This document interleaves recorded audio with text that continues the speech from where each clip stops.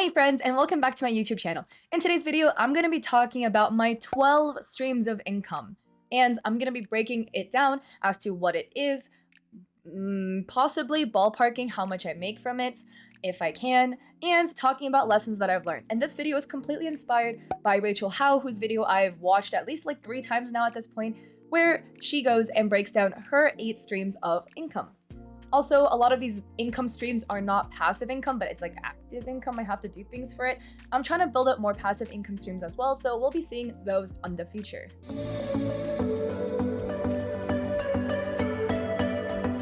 And yeah, another disclaimer, I'm not trying to brag or flex or anything like that. I am just a huge proponent of financial transparency, and I like to make my income transparent because I also love to learn about other people's incomes as well, so that we can all make more money together. So let's get into it. This is in the lens of being a Twitch streamer, a content creator, and an artist, by the way. So my first stream of income is Twitch. In case you guys didn't know, I'm a full-time content creator and live streamer on Twitch. So I do stream 4 days a week, and that is my job, quote unquote. So most of my money, or not most actually, but a good chunk of my money comes from my monthly Twitch payouts and donations that I get on Twitch. With donations, a lot of people have an assumption that I make a lot of money from donations, and on average, I make about $50 per month off donos, and on average, I make about, at this point now, $1,200 off Twitch per month.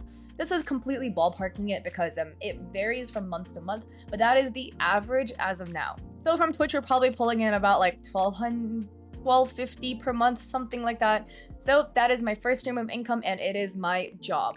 My second stream of income is I am also a social media intern at Dignitas. So in case you guys didn't know, Dignitas is an esports organization, and I make memes for them, basically, and other things that I do and other projects that I'm starting. So with them, I get paid a flat rate every single month.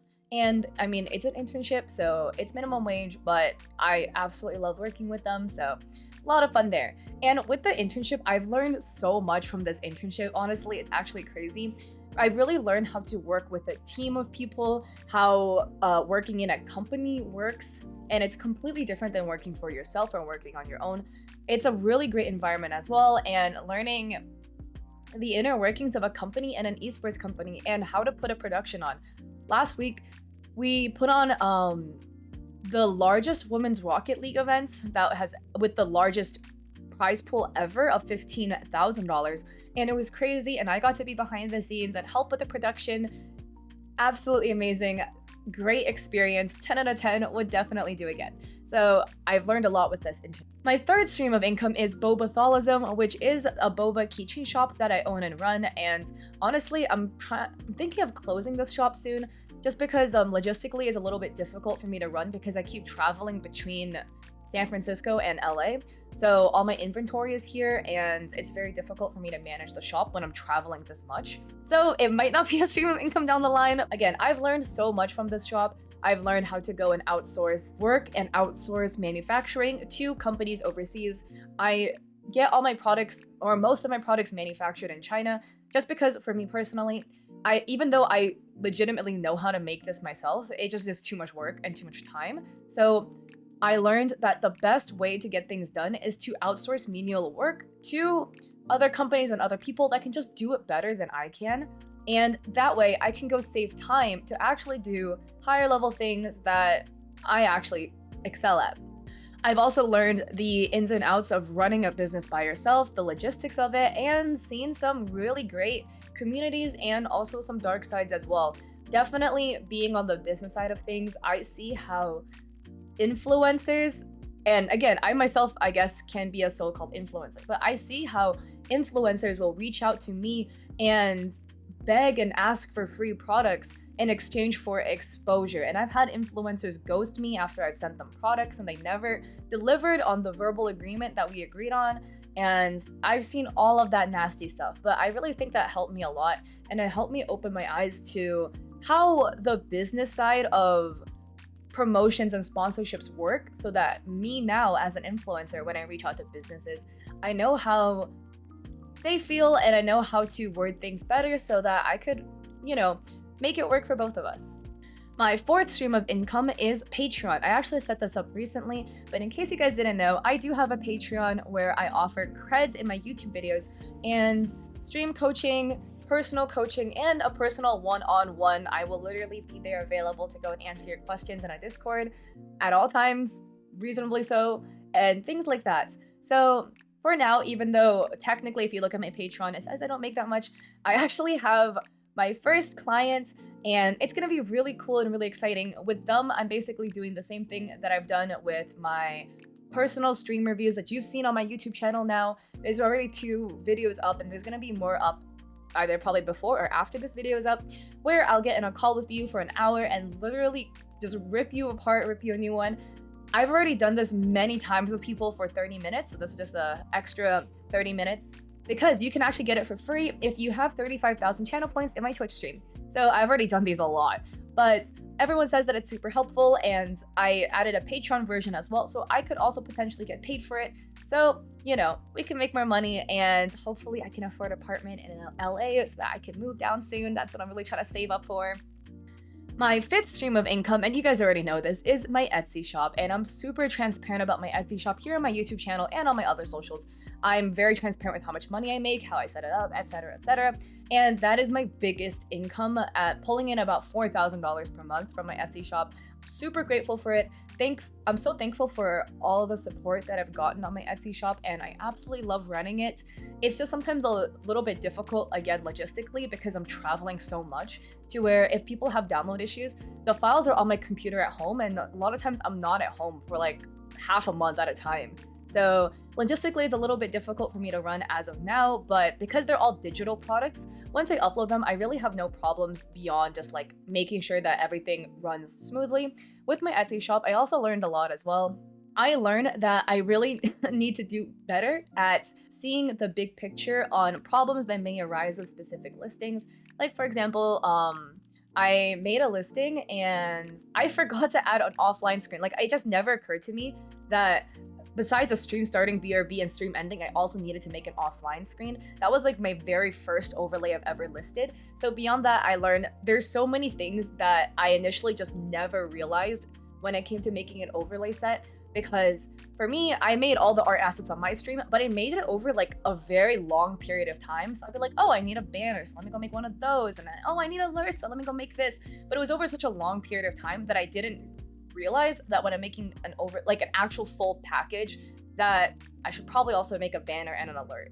But as of now, I haven't had time to add those yet, but it's okay because on my listings, I never mentioned that I added it in there. So I make my listings very clear and mention exactly what I offer. So if it's not mentioned in the listing, it's not there. And I've had things too where people reached out to me, they're like, oh, is this listing animated? And I've always been really confused, because if it never explicitly said it's animated, then it's not. But if it explicitly said it is animated, then it is. So there's a lot of like nuances there of clarifying things that I have to make sure that if I didn't word things specifically in a certain way, that it could be assumed or interpreted in a different way. Those are some lessons I learned with my Etsy shop, but I absolutely love running it. My sixth stream of income as a content creator is sponsorships. So I get sponsorships for all of my social media platforms, I guess besides Twitter. No one asked for a Twitter sponsorship. Most of my sponsorships are TikTok videos that I film for companies, mainly like tech, streaming related companies, but I also do like game companies and things like that. And then I also have done Instagram sponsorships, Discord shoutouts, and YouTube videos as well. So with sponsors, they do pay a substantial amount, and I take very few of them because my logic is I'm gonna take ones that pay a lot so I don't have to do very many of them, so that I can keep most of my content still like sponsor and ad free, and just make sure that I can keep it as concise as possible. But at the end of the day, your girl gotta pay bills, and I'm trying to move to LA. So if you see me doing a sponsorship, just don't come for me, okay? I got bills to pay. That's how I make sure that all of my content stays free for you guys, okay? I'm losing count. My seventh stream of income is Redbubble. So I actually don't like Redbubble. I listed my art on there years ago, and they still like send me a monthly paycheck for my art being listed, but I've gotten my art stolen like left, right, and center from listing it on Redbubble, so I actually don't recommend you do it. But I mean, for the money they send me every month, it's not a lot. It's like $50 to $100 per month. But hey, anything helps, right? So I'll still take it for the time being, but I don't like how my art constantly gets stolen, and I never expected that, but it's my bad for not watermarking it. So learn your lesson from me, guys. Please watermark your art and don't use Redbubble, actually. My 8th stream of income is YouTube, specifically YouTube ad revenue. I already talked about the money that you can make from doing a sponsored YouTube video, but specifically ad revenue from running ads on my YouTube channel. I make about $150 as of now per month off of YouTube ad revenue. And a lot of people reached out to me and they were like, oh, Kat, how do you make so much money from YouTube ad revenue? Given that I only have, at this point, 8,000 subs. And they are around the same size as me as well. And the answer is because I post so frequently. So even though my videos don't average a lot of views per video, I just have a sheer quantity of videos. I post one video every other day.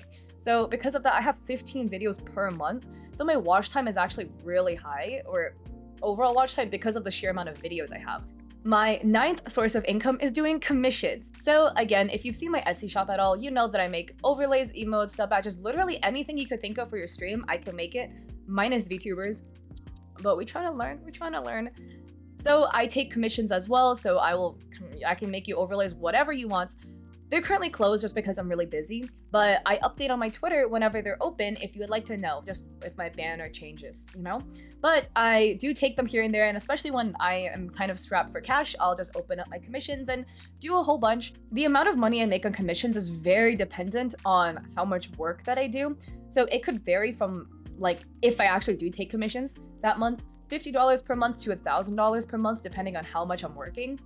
But for me personally, even though I love doing commissions for people and making art for them, now I have learned that it's a lot of work for very little pay. So personally, I actually prefer to make art for my Etsy shop instead, because in the long run, I actually generally make more money per month from doing that for less amount of work than if I were to make a commission piece for somebody, for instance. However, I absolutely love doing commission work, and still sometimes on the DL, I'll do commission work for my friends because I just really want to make art for them. Even if my commissions are currently closed, I'm really sorry. Don't hate me for this. I'm sure you can also understand if you're an artist as well. And regarding commissions, I think the most expensive package I've ever done was $400, but it was 4 different scenes of full illustrations per scene. So it was a lot of work. My 10th stream of income is my investments or dividends from my stocks. So I'm a very safe investor. I don't like to play the stock market because I don't have the time to go day trade, and I'm too afraid of losing my money by day trading with risky stocks. So I put all my stocks in very, very safe investments, and about half my money is actually in index funds. So I get paid a dividend every quarter from these stocks that I've invested in, and it's not a lot of money, but hey, again, any amount helps, right? Even $5 can buy me one boba, so I'm not complaining here. I don't know if this counts, but I'll still count this one in. My 11th stream of income is a partnership that I've done. So I'm not sure if this should be under sponsorship, but it's a partnership I've done with a company called Owns, and I partnered with them to film videos for them for their platform because they're also starting a stream coaching academy for free for streamers. So again, I filmed videos for them, and that was a paid partnership thing. Both of us benefit. So that was a stream of income for a month or 2, and then we potentially will be starting up again soon. So that might start up again, but that was about in December 2021. So it's recent enough that I'll still count it. And my last stream of income, and probably my least one, is TikTok. And specifically referring to the tips that I get off TikTok and live donations, because I do go live on TikTok here and there. So I have made money from gifts on live streams and people tipping me, or one person actually tipping me. And again, it was like to the tune of, I don't know, I think I've made like $40 in my almost 2 years on TikTok. So it's really not a lot, but I mean, I guess I'll count it because I still get money from them to this day. It's just in very minimal amounts. But yeah, those are my 12 streams of income for 2021 leading into 2022. So those are the ways that I've made money over the last year. And again, I have a lot of streams of income, but I don't think it's the more the merrier. It's more so that I just do a lot of little like random menial things, and they do pay sometimes. So I do get money from it. I think the most important thing overall is to make sure that you have streams of passive income to make sure that you're making money without actually working necessarily. I know you have upfront work to put in, but once you put in the upfront work, you get paid for minimal work afterwards. So this way, while you are working for your full-time content creation, while you're a full-time Twitch streamer, or doing whatever job that you have to do, you have money hitting your bank account without you having to really do extra work for it. So this way, when maybe your job doesn't pan out, you didn't get that bonus you were looking for, or if you're a content creator like I am, a Twitch streamer, my income on Twitch fluctuates a lot. Last year, I think the most amount of money I made in 1 month was $3,900 from Twitch, and the least I made in a month was $800. So if I had rent to pay, I would not be able to cover my rents with the massive fluctuations of my income. And if that one $800 month, if I had to pay my rents, I wouldn't be able to pay it if I didn't have any other sources of income. And again, I live in California, so my rent is going to be way more expensive than most people's, but still, the massive fluctuation in income is really scary, and I don't like living paycheck to paycheck. I like having a safety net backed up, but the only way I was able to build that is by building these streams of passive income so that I could get more money per month with less amount of time invested. Because for a while, my entire Twitch paycheck was needed for me to live, so I had no extra money afterwards to go save. So these passive streams of income gave me that cushion room that I really needed to make sure that I could stay nice and secure and have a rain check for a rainy day that might happen, like when I broke the car mirror off my car. But yeah, I hope you liked this video. If you liked it, I'd appreciate it if you liked and subscribed. I'm a huge proponent of financial transparency, so if you like these types of finance videos, which is not the normal Twitch advice videos, Etsy advice videos that I give, please let me know. I'd appreciate it if you let me know if you're down for this or more of this. But I hope to catch you guys in my live streams because I do stream 4 days a week, or to catch you in another video. Peace.